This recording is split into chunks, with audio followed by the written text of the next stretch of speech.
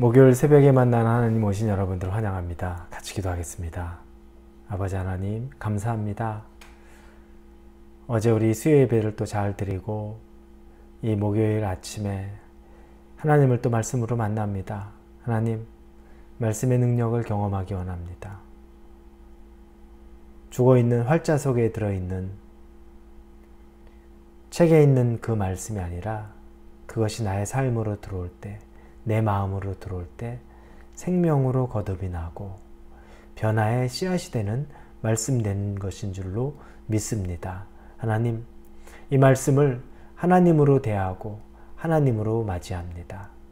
우리에게 주시는 하나하나의 말씀이 정말 우리의 삶을 변화시킨다는 것을 굳게 믿고 적용하고 살아가게 하여 주옵소서. 예수님의 이름으로 기도합니다. 아멘. 오늘 말씀은 마태복음 6장 12절입니다. 마태복음 6장 12절입니다. 마태복음 6장 12절 우리 한 절 말씀 같이 읽겠습니다.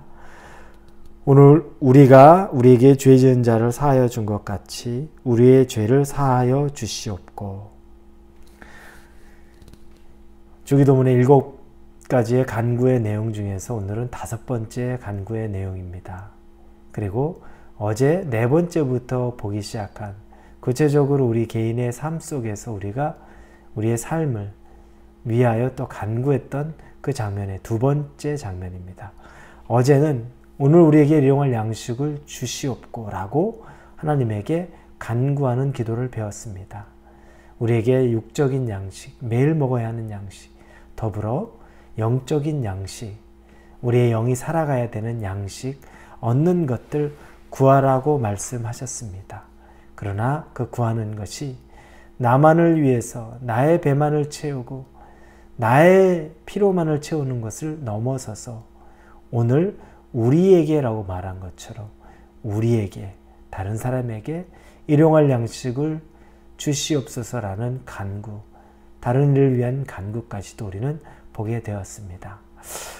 오늘 본문에 대해서는 오늘은 죄 사함에 대한 내용입니다. 말씀을 다시 보면 우리가 우리에게 죄 지은 자를 사하여 준 것 같이 우리의 죄를 사하여 주시옵고 라고 나옵니다. 죄 사함.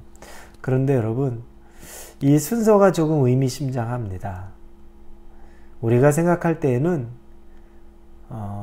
죄 사함을 먼저 간구하고 그리고 우리의 죄를 사하여 주시면 그 다음에 우리의 필요를 하나님에게 구하는 것이 아마 옳은 순서가 아닐까라는 생각을 합니다. 왜냐하면 만약 우리가 자녀인데 우리가 부모인데 우리 자녀가 있습니다. 근데 이 아이가 학교에 갔는데 학교에서 좋지 않은 일을 했습니다. 문제가 생긴 거죠. 와서 부모인 저한테 이야기를 해야 됩니다.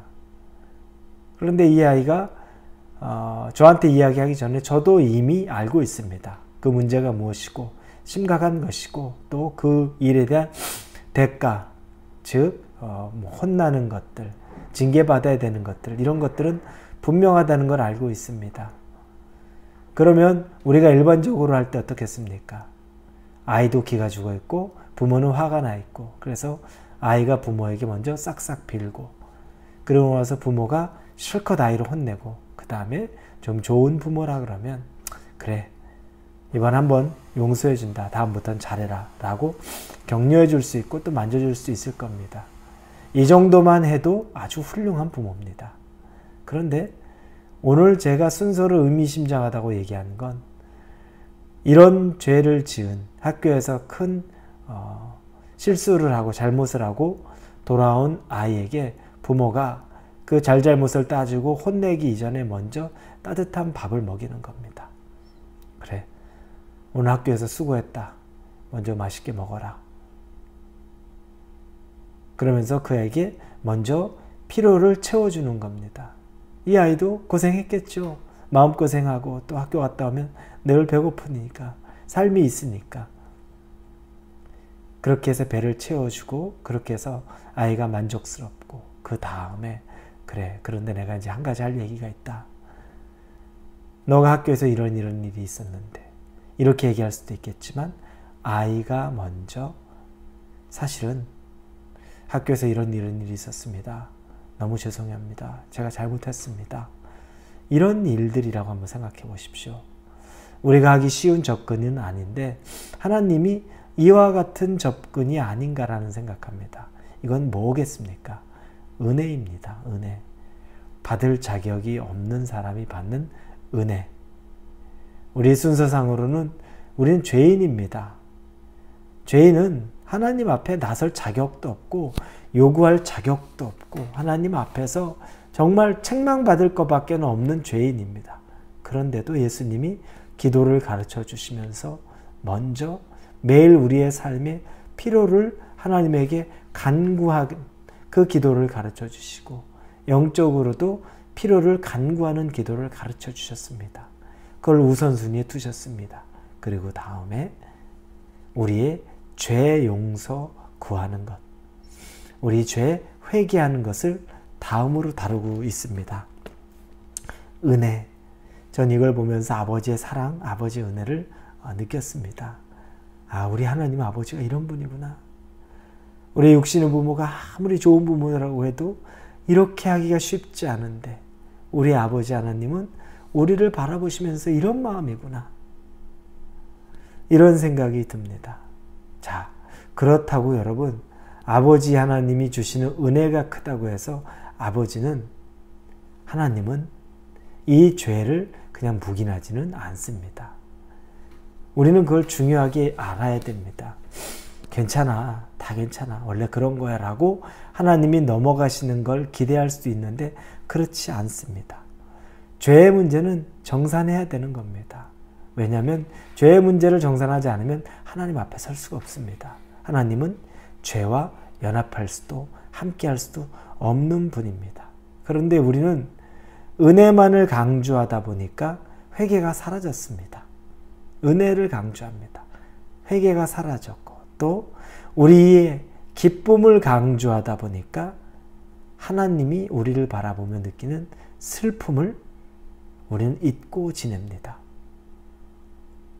내가 기쁜 것, 내가 즐거운 것, 신앙생활도 그걸 강조하다 보니까 정작 우리가 하나님 앞에 죄에 대한 문제, 우리 회개하는 문제를 소홀히 하면서 나는 기쁨을 추구하는데 하나님은 슬퍼하고 계신다는 거죠. 이건 참 아이러니 아닙니까? 하나님은 우리에게 분명히 말씀하십니다. 순서의 뒤바뀜은 우리가 생각한 것만큼 다르지만 그럼에도 불구하고 죄에 대해서는 반드시 회개하라고 말씀하십니다. 이것은 하나님 앞에 깨끗하게 우리가 서기를 원하는 것이고 그리고 하나님은 죄사함의 기쁨도 우리가 누리기를 원하는 것입니다. 여러분, 죄를 짓고는 우리에게 남는 건 죄책감밖에 없습니다. 우리의 양심 안에 하나님이 주셨던 그 마음은 죄를 짓고 우리가 그냥 편안하게 있지 못합니다.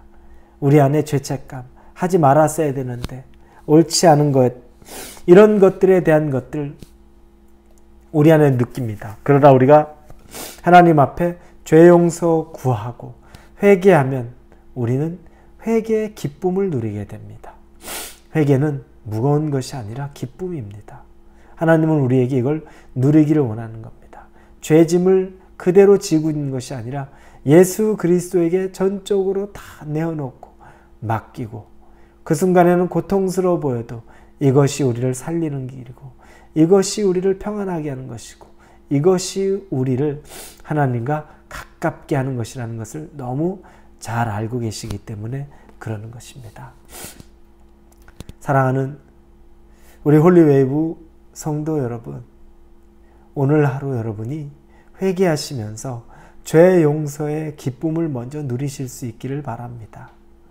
그리고 죄사함의 기쁨 가운데 하나님이 우리와 함께 하시는 그 은혜도 같이 누리실 수 있기를 바랍니다. 하나님에게 용서를 구하는 것, 우리가 죄를 돌이키는 것, 이것은 우리의 기쁨이지만 하나님의 기쁨입니다. 하나님과 여러분이 이 회개 가운데 같이 기쁨을 누리시기를 예수님 이름으로 축원합니다. 기도합니다. 하나님 감사합니다. 우리의 육신의 필요를 먼저 채우게 해주셨고 그 다음에 죄에서 멀어지게 해주신 은혜와 사랑에 감사를 드립니다. 그러나 우리가 이것을 너무 쉽게 넘어가려 하지 않고 하나님 앞에 죄 용서하는 기쁨 누릴 수 있게 인도하여 주옵소서. 예수님의 이름으로 기도합니다. 아멘.